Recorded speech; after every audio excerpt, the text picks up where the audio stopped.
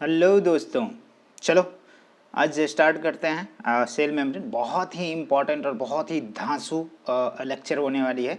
और इसके बाद वाली भी अपन 2 लेक्चर में कंप्लीट करने वाले हैं। सेल मेम्ब्रेन को, सेल वॉल अपने को कंप्लीट कर चुके हैं। जितने भी फंक्शंस था, उसका स्ट्रक्चर था, उसके सारे के सारे इवन जितने भी चीज़ें था उसको हम लोगों ने क्या किया, कम्प्लीटली जो है ख़त्म कर दिया।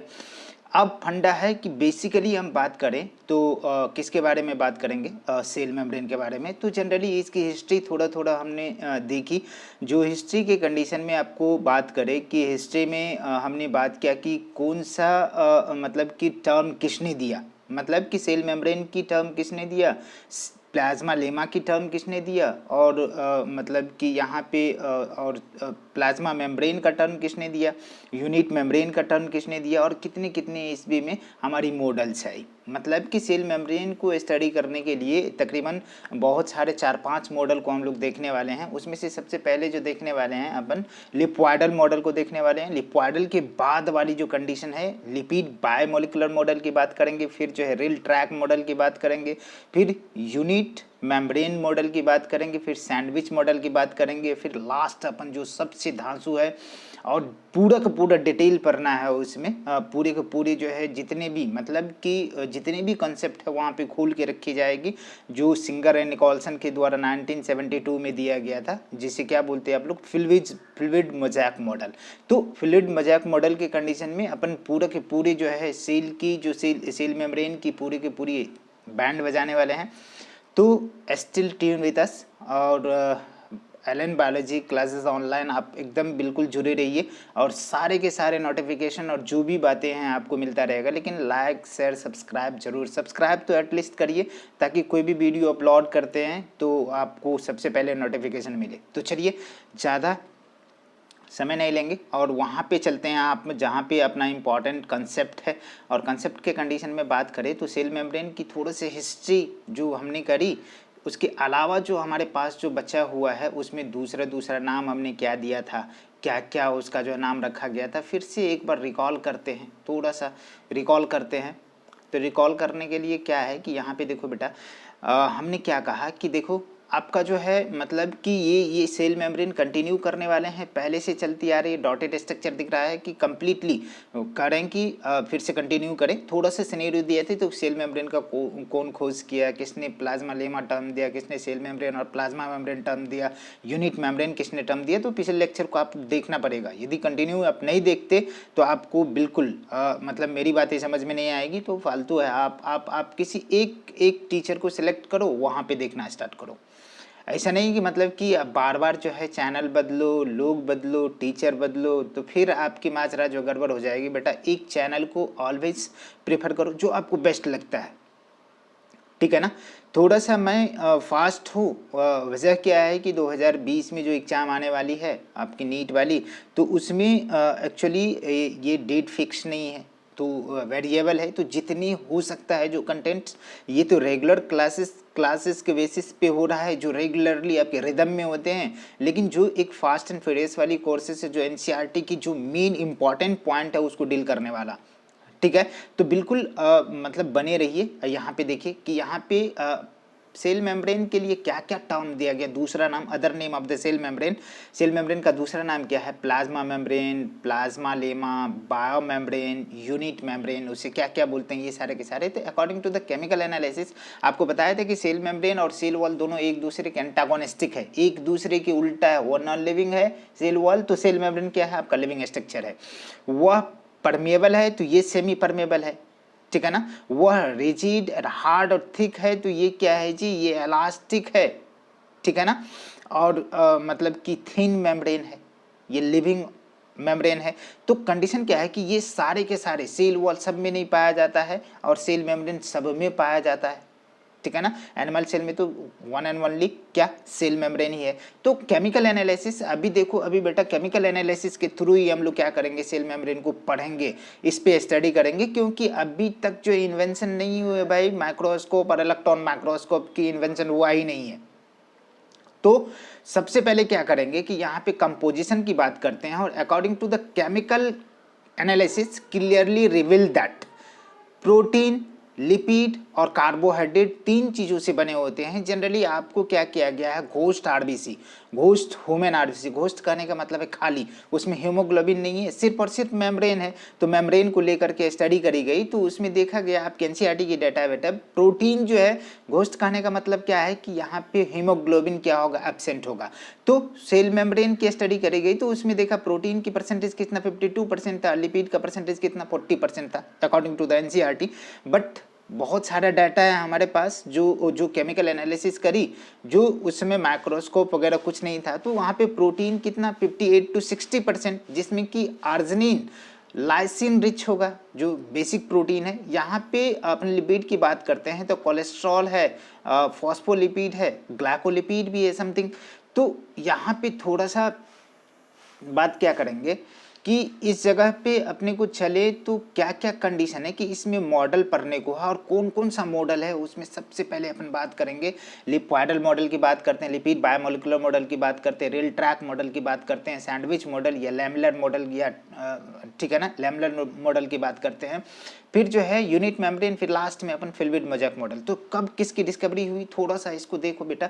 लिपॉइडल मॉडल की 1905 में, और लिपिड बायोमोलिकुलर मॉडल को 1925 में, रेल ट्रैक मॉडल है 1930 के आसपास बोला गया, एग्जैक्ट आप लोग सर्च करो क्या है। यहाँ सैंडविच मॉडल जो 1935 में, ठीक है ना, और यूनिट मेम्ब्रेन मॉडल जो 1959 के कंडीशन में, और फ्लूइड मोज़ेक मॉडल जो 1972। सबसे इंपॉर्टेंट और सबसे दांसू क्या है, फ्लूइड मोज़ेक मॉडल। लेकिन ये तीनों का तीनों मॉडल आपके एनसीईआरटी में मेंशन है, सैंडविच, यूनिट और फ्लूइड मोज़ेक मॉडल। यहाँ पे सबसे पहले बात करेंगे कि लिपॉइडल मॉडल की बात करते हैं, तो lipoidal model of the cell membrane की बात करते हैं, तो इसमें कहने का मतलब एक साइंटिस्ट था जिसका नाम है ई ओवरटोन, जो 1905 ईस्वी में इन्होंने कहा क्या कि बहुत सारे कंसेप्ट मैंने पीछे दिया, कि इन्होंने कहा कि ये एनिमल का सबसे आउटरमोस्ट बाउंड्री है और ये लिविंग है, ये केवल और केवल लिपिड के सिंगल लेयर के बने होते हैं, ठीक है ना, यह यूनिवर्सल स्ट्रक्चर होता है जो सारे के सारे सेल में पाया जाता है। इनका पोस्टुलेट भी था, मॉडल दिया इन्होंने, ये कहा। अब क्या कंडीशन है कि जैसे अपन बात करते हैं lipid biomolecular model of the cell membrane की, तो सबसे पहले बात करते हैं कि यहाँ साइंटिस्ट की, तो ग्रॉटर एंड ग्रेंडल 1925 के आसपास जो इसकी डिस्कवरी करी। अब आगे जैसे ही बात करेंगे कि यहाँ पे lipid biomolecular model of the cell membrane का, तो ग्रॉटर एंड ग्रेंडल 1925, ठीक है। यहाँ बने होते हैं क्या, लिपिड के बाय कहने का मतलब है कि दो लिपिड का लेयर होगा। कितना लिपिड का लेयर होगा, दो लिपिड की लेयर होगी। देख लो आपके सामने, एक ये हो गया, एक ये हो गया। तो लेकिन लिपिड कंडीशन क्या था कि उस समय भी बात करता था फॉस्फोलिपिड, मतलब कि फॉस्फेट विद लिपिड, ठीक है ना। यहाँ पे रेल ट्रैक मॉडल की बात करते हैं बेटा, तो ये इसको जरा सा पलट दो, तो फॉस्फेट आपका दोनों साइड में है, बीच में क्या है, लिपिड है। तो उसी तरीके से दोनों साइड में फॉस्फेट है, और ये लाइन जो ट्रैक जो है ये क्या है जी, लिपिड का लेयर है, तो साइड से ये। अब कंडीशन क्या है कि जैसे अपन बात करेंगे माइक्रोस्कोपिक एनालिसिस अब से स्टार्ट होती है यहाँ से, मतलब कि 1935 के बाद से। लेकिन इलेक्ट्रॉन माइक्रोस्कोप की इन्वेंशन अभी भी नहीं, 1950s के बाद, 1950s में नॉलन रस्का नाम के साइंटिस्ट ने इलेक्ट्रॉन माइक्रोस्कोप की डिस्कवरी करी, और उसके बाद जो है डिटेल जो है स्टडी करी गई सेल मेम्ब्रेन का। तो अभी तक हमने इलेक्ट्रॉन माइक्रोस्कोप की चर्चा नहीं करी, अभी मैं क्या कर रहा हूँ, सिर्फ माइक्रोस्कोपिक। तो कौन होगा, लाइट माइक्रोस्कोपिक, ठीक है ना, लाइट माइक्रोस्कोप। तो यहाँ पे इसे दूसरा नाम भी दिया जाता है, it is also known as lamellar model, जो प्रोटीन लिपिड और प्रोटीन के बने होते हैं। ट्राइलेमिनर मॉडल इसको बोला जाता है कि तीन ही लेयर होते हैं, तीन ही लेमिना होता है, रॉड होता है, लेयर होता है। कहने का मतलब है कि ये दोनों जो लिपिड की लेयर है बेटा, कंबाइन करके एक सिंगल लेयर बन जाता है। तो एक प्रोटीन, दो प्रोटीन दोनों साइड से, बीच में एक लिपिड बन गया, कंबाइन हो गए, तो कितना, तीन। तो इसको देने वाले साइंटिस्ट देनाली एंड डैप्सन था, कितना, 1935 में। अब जैसे ही ऊपर अपन बात करें आगे की तरफ, तो क्या बात करते हैं कि यहाँ पे थोड़ा सा, ठीक है, इस मॉडल को देने वाला कौन था, Danielli and Davson. According to this model, tri layered, मतलब कि दो लिपिड के लेयर कंबाइन करके एक सिंगल लेयर बन गया, इसको ब्रैकेट में मैंने लिख दिया है, ठीक है ना। अब जो structure composed of lipoprotein, lipid और प्रोटीन दोनों से बना होगा, यहाँ पे बायलेयर फॉस्फोलिपिड सैंडविच्ड हो जाते हैं, दब जाते हैं। सैंडविच समझ रहे हैं ना? देखिए, एक ब्रेड ऊपर से, दूसरा ब्रेड नीचे से, और बीच में ये क्या करते हैं, पनीर और सैलेड वगैरह जो है उसमें डाल करके इसको क्या करते हैं। तो कहने का मतलब क्या है कि इसको मान के चलो कि ये लिपिड है, और लिपिड को क्या किया, हम दोनों ब्रेड से सैंडविच कर दिए।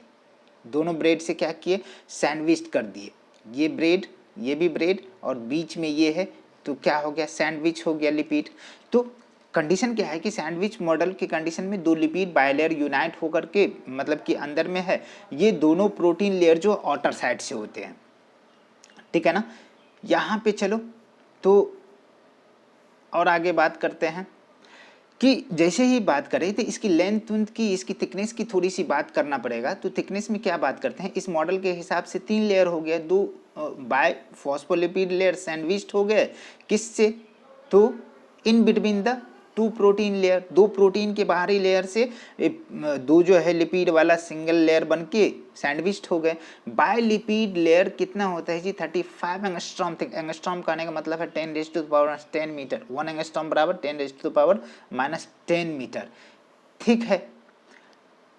इच प्रोटीन लेयर, प्रत्येक प्रोटीन लेयर जो कितने होते हैं आपका 20 एंगस्ट्रॉम। तो दो प्रोटीन है, एक ऊपर एक नीचे, तो कितना हो गया 40, और 35 ये हो गया, तो टोटल कितना 75 एंगस्ट्रॉम थिक हो गया आपका क्या, सेल मेम्ब्रेन। तो बोला जाता है सेल मेम्ब्रेन की थिकनेस 75 to 100 एंगस्ट्रॉम होती है।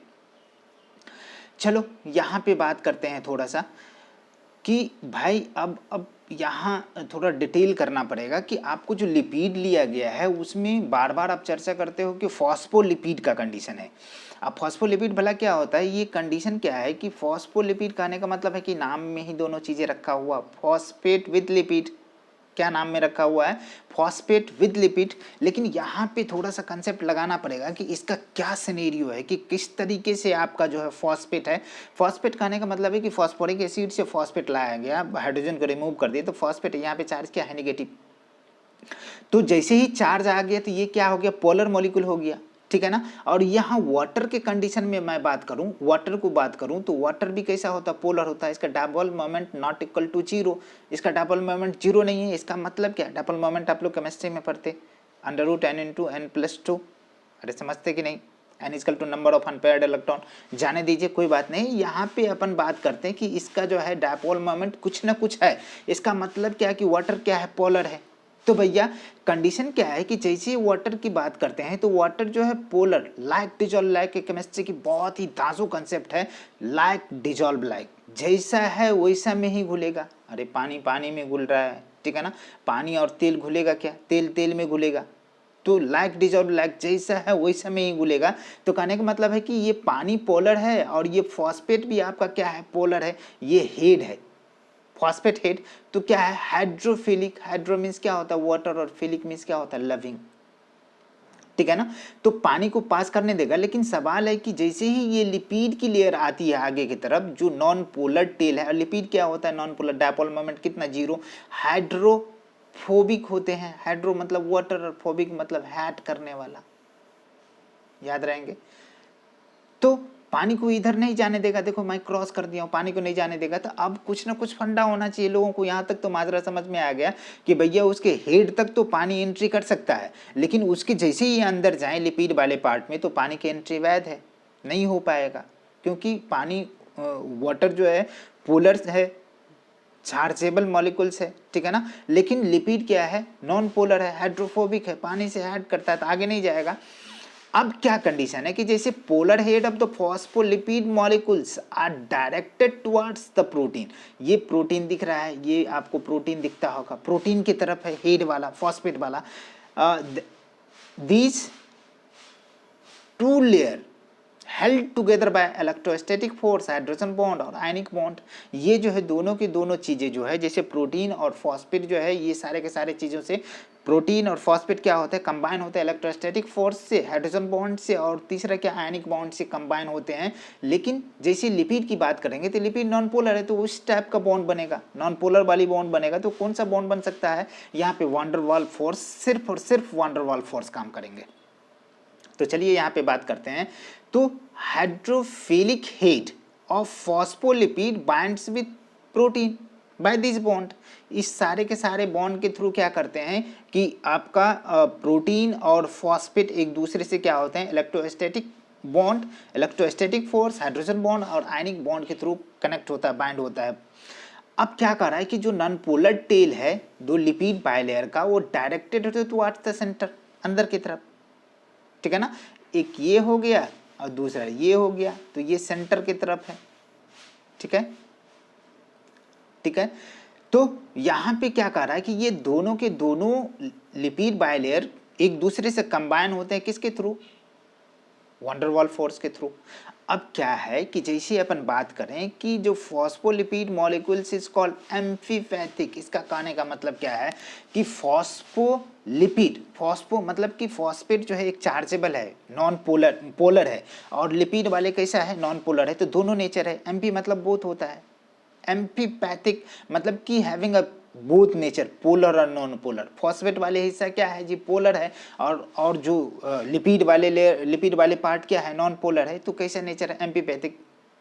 ये कौन सा मॉलिक्यूल्स है, एम्फीपैथिक मॉलिक्यूल्स है due to presence of two type of part, hydrophilic head होता है और हाइड्रोफोबिक टेल होता है, जिसकी वजह से इसका नेचर कैसा, एम्फीपैथिक होता है। अब थोड़ा सा यहाँ पे इसके स्ट्रक्चर के बारे में बात करो तो इसकी थिकनेस कितनी होगी, तो इसी में डिसाइड किया है कि भैया ये सैंडविच मॉडल में, जो ट्राइलेमिनर मॉडल में जो है, कितने एंगस्ट्रॉम इसका थिक होता है। तो क्या बात करें कि जैसे फॉस्फेट जो है 5 एंगस्ट्रॉम जो है थिक होता है, और प्रोटीन ये दिख रहा है ऊपर में प्रोटीन कितना, 20 एंगस्ट्रॉम। ये क्या है बेटा, रेड जो मैं दिया हूँ, ये क्या है, ये प्रोटीन है, ये क्या है, प्रोटीन है। और प्रोटीन की थिकनेस कितना, 20 एंगस्ट्रॉम, और जो लिपिड की थिकनेस था कितना, 25 एंगस्ट्रॉम, और दोनों साइड में फॉस्फेट, तो ये मिला के कितना हो गया, 35 एंगस्ट्रॉम। और 20 जो है प्रोटीन है, तो 35 और 40 कितना हो गया, 75 एंगस्ट्रॉम। तो इसका मतलब है कि आपका सेल मेम्ब्रेन का थिकनेस कितना हो गया, 75 एंगस्ट्रॉम, ठीक है। तो फॉस्फेट वाला पोलर जो हाइड्रोफिलिक हेड है, नॉन पोलर जो हाइड्रोफोबिक टेल है। अब क्या कंडीशन है कि जैसे अपन बात करेंगे थोड़ा सा,